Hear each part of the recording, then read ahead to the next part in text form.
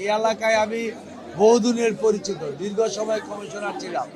এই এলাকার মানুষের সন্তানের মতো, ভাইয়ের মতো আমার পরিচিত। আমাকে মানুষ বিশ্বাস করে, আমি তাদের একটা আস্থার জায়গা। বিএনপিকেও তারা বিশ্বাস করে। বিগত বিএনপি সরকারের আমলে এই এলাকায় অ্যাকাউন্ট মুক্ত হয়েছে, গ্যাস, পানি, বিদ্যুতের ব্যবস্থা হয়েছে, মানুষের উন্নয়নের জন্য কাজ হয়েছে। ইনশাল্লাহ আমি বিশ্বাস করি 12 তারিখে বিপুল ভোটে আমি ঢাকা 11 আসনে বিজয় লাভ করব। তাদের অভিযোগ করা ছাড়া অন্য কোনো কাজ নাই, কারণ ভোটের মাঠে তাদের লোক নাই।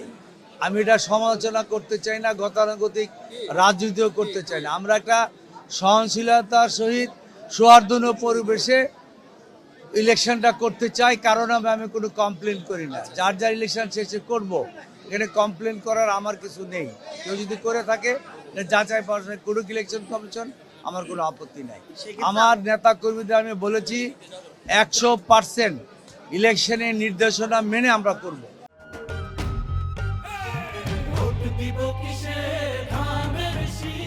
ষড়যন্ত্র চলছে এবং ইঞ্জিনিয়ারিং ইলেকশন করতে পারে। প্রতি স্বৈরাচারের দোসররা প্রশাসনের রন্ধে রন্ধে বসে আছে, সেখানে তারা সুযোগ সন্ধানী।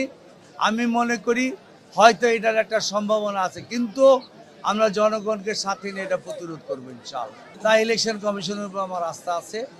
অন্য কোনোভাবে অ্যাডমিনিস্ট্রেটিভ কোনো ইঞ্জিনিয়ারিং করে কিনা আমি জানি না, আশা করি এটা করতে পারবে না। মানুষ এবার অনেক সচেতন, 17 বছর তারা ইলেকশনে ভোট দিতে পারে নাই, তাদের সামনে এইসব ষড়যন্ত্র টিকবে না ইনশাআল্লাহ। 11 আসনে আমি মাদক, সন্ত্রাস, চাঁদা মুক্ত করতে চাই, এবং মাদক এবং সন্ত্রাস, চাঁদা মুক্ত করতে চাই। এটা কমিউনিটি বেস করতে চাই। প্রত্যেকটা এরিয়া আমি সোসাইটি করব, কমিউনিটি করব, সেখানে সিসিটিভি লাগাবো, গেট লাগাবো, নাইট গার্ড রাখবো। যেসব জায়গায় মাদক বিক্রি করে, ইফটিজিং করে, সন্ত্রাস করে, এগুলো আমরা সিসিটিভির আওতায় এভিডেন্স নিয়ে প্রশাসন লোককে বাধ্য করব ওগুলি নিয়ন্ত্রণ করতে।